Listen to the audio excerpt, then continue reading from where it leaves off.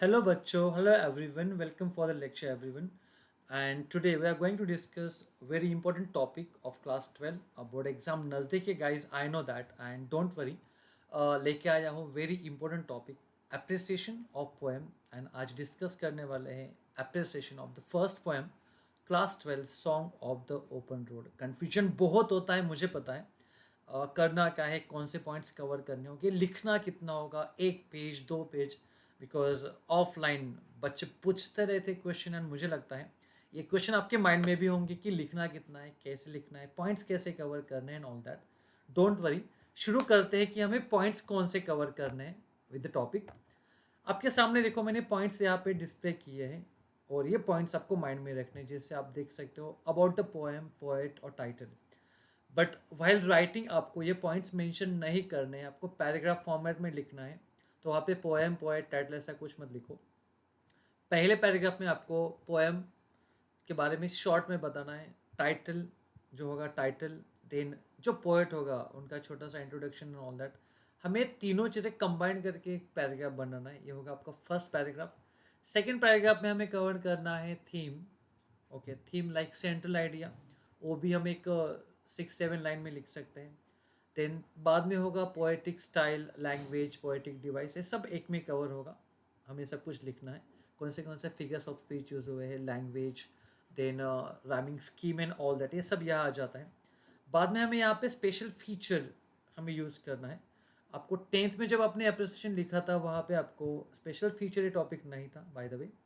बाद में आपको यहाँ पे एक तो मैसेज, वैल्यू, मॉरल जो उस मैसेज उस पोएम में दिया है, एक तो मैसेज हो सकता है वो लिखो, एक तो वैल्यू हो सकती है वो लिखो। अगर लगता है कि मॉरल है तो आप मॉरल लिख सकते हो, बट तीनों में से आप एक लिख सकते हो, कोई प्रॉब्लम नहीं है। एंड लास्ट में हम लिखेंगे your opinion.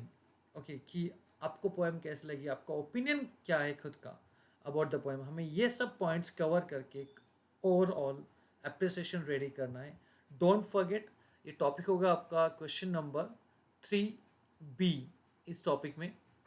Okay, and will carry total 4 marks, क्योंकि टोटल पोएम का वेटेज है आपका 14 मार्क्स, 10 + 4, तो ये होगा आपका 4 मार्क्स का। ये चीज़ें याद रखो guys. Okay, and don't forget this one.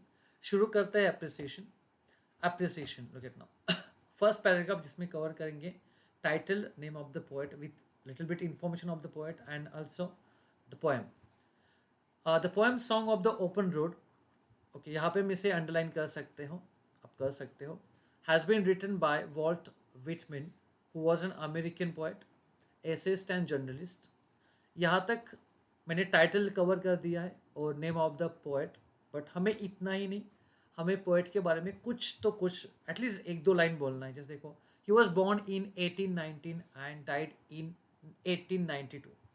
आप ए कवर कर सकते हो, नहीं तो he is often called as the father of free verse, हम ये ऐड कर सकते हैं। His major work were his major work were Leaves of Grass and O Captain My Captain। उनके जो मेजर वर्क थे उसमें लीव्स ऑफ ग्रास ये हम अंडरलाइन कर सकते हैं, या ओ कैप्टन माई कैप्टन, ये बहुत ही ब्यूटीफुल पोएम उनकी थी एंड बहुत पॉपुलर एज वेल। ओके, हम ये लिख सकते हैं the song of the open road is taken from his famous collection leaves of grass. जो भी मैंने यहाँ पे इन्फॉर्मेशन दिया, आप इसमें से कोई भी दो चीज़ें ऐड कर सकते हो, इतना भी लिखने की ज़रूरत नहीं होती, बट आपको थोड़ा एक्स्ट्रा दे दिया है सो दैट कि आप कन्फ्यूज नहीं रहे। बट आपको कुछ ना कुछ along with the name of the poet हमें कुछ ना कुछ ऐड करना है सो दैट कि आप वहाँ पे कंफर्टेबल रहोगे। बाद में थोड़ा पोएम में क्या है शॉर्ट में बताना है, क्योंकि आगे हमें थीम में तो डिटेल में बताना ही है, ठीक है। The title song of the open road is symbolic. Actually यहाँ पे किसी रोड के बारे में बताया नहीं है, ये सिम्बॉलिक है। Road is indirectly compared with journey of life.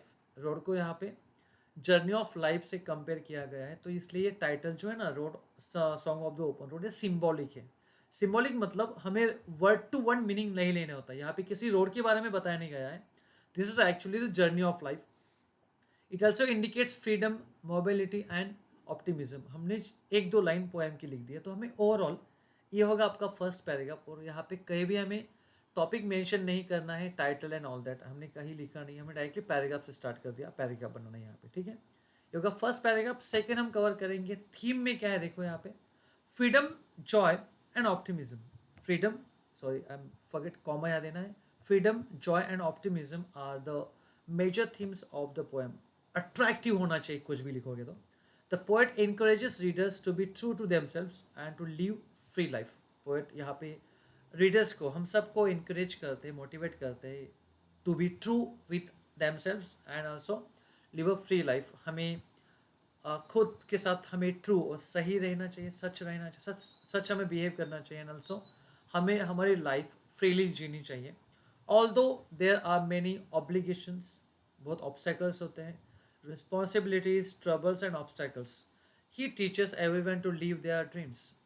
सब हमारे सामने अलग अलग चैलेंजेस होंगे, ट्रबल्स होंगे, ऑब्स्टेकल्स होंगे, रिस्पॉन्सिबिलिटीज़ होंगी, फिर भी हमें हमारे जो ड्रीम्स हैं हमें वो अच्छे से जीने हैं। We have to live our dreams as well, और इसमें भी मज़ा आना चाहिए। ये हमारी थीम हो गई यहाँ पे। कवर करेंगे आगे क्या है देखो। इसमें हम पोएटिक डिवाइस कवर करेंगे, राइमिंग स्कीम क्या है वो देखते हैं। देखो, the poem is written in a free verse style as the lines are unrhymed and a varying length.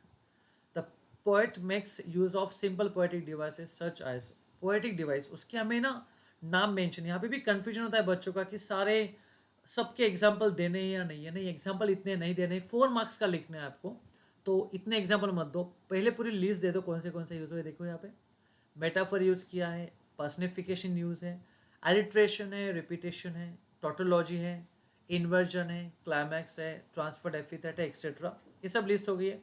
बाद में हमें एग्जांपल देना है। एक देखो, he uses metaphor when he refers to road to actually mean the road of life.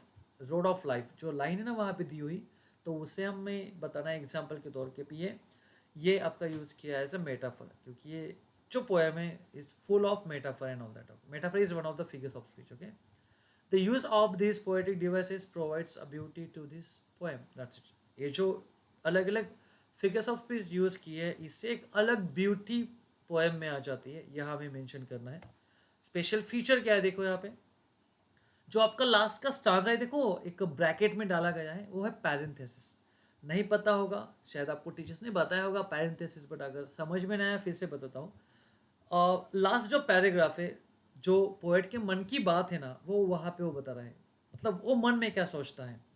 सब पहले वाले जो स्टांजास थे हमारे लिए था, बट उसके मन में क्या चल रहा है वो सब उसने एक ब्रैकेट में दिया है लास्ट स्टांजा में, तो वो उसे बोलते हैं parenthesis. And the use of parenthesis is a special feature in the poem, और वही है हमारा special feature, and it is in the form of a monologue.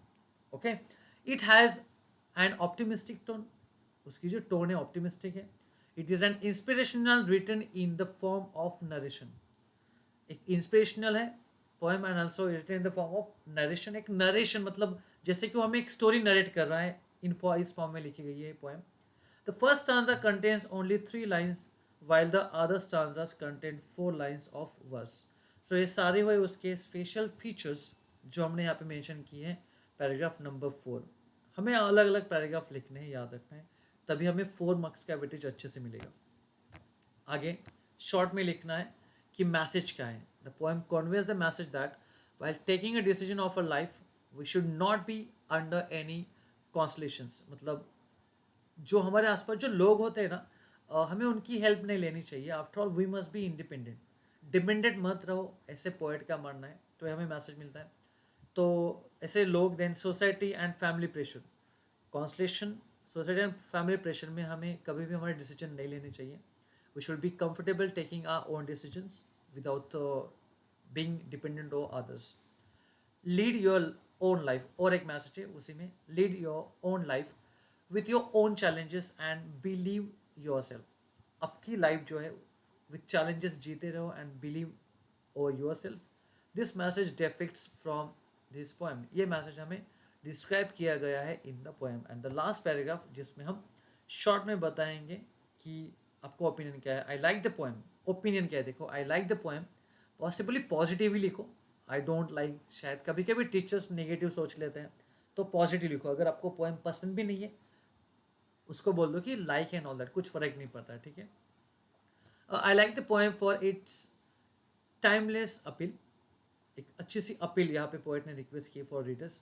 It drives me to set out and is it drives me, it helps me, motivates me to set out, be ready, and be free while leaving my worries behind. And free while living my worries behind. And definitely आपकी जो worries है, जो मेरी worries है, मेरी जो tension है, वो मुझे पीछे छोड़ने को ये पोएम मुझे मोटिवेट करती है. And it help me to forget all the worries and all the miseries that I have in a life. So this is the end of the appreciation. Hope you got the concept guys. आपके 4 marks पक्के होंगे, कहीं नहीं जाएंगे अगर आप ऐसे लिखते हो. लिसन, आप थोड़ा 19-20 चल सकता है, बट ये सब पॉइंट्स माइंड में रखो. It will be very much helpful to you all.